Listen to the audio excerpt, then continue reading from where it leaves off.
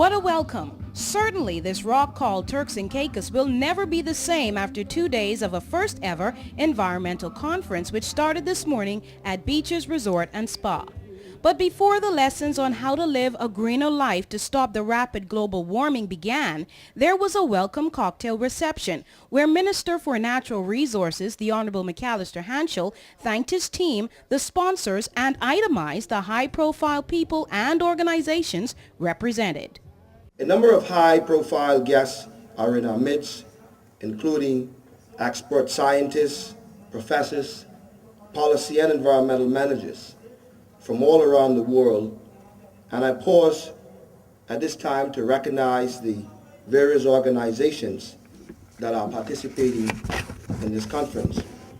Please allow me to recognize the Caribbean Community Climate Change Center, the Caribbean Development Bank, the Caribbean Tourism Organization, Food and Agriculture Organization, Green Parks Consultants, Global Coral Reef Alliance, United Nations Environment Program, United Nations Development Program, the World Bank, Ocean Conservancy, NOVA Southeastern University Oceanographic Center, Organization of Eastern Caribbean States for Sustainable Development. The Premier was there, and he too was offering early commendations. The Honorable Michael Mizik got applause when he shared that there is a plan for sustainable development, that there is a plan to create the world's first completely green island, and when he said, despite the allure of continuous growth, one day the Turks and Caicos will say to developers,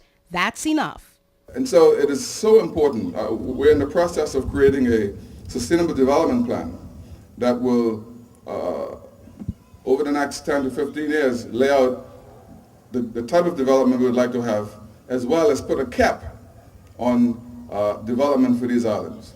And so those of you who are developers that may be here and that you're in already, you're lucky to be in, because eventually we're going to say enough is enough. And I think that is important to preserve what we have. The very thing that people come here to see, we have to preserve it. Night turned to day, and once the preliminaries were handled, the sessions during the Fostering a Green Culture Conference began. Channel 4 caught the day's first speaker, who has an extensive background and is respected as a catalyst of green thinking within the region. Professor Jeffrey Lipman reminded of the effects of global warming and instructed that sooner is not only better, but cheaper than later.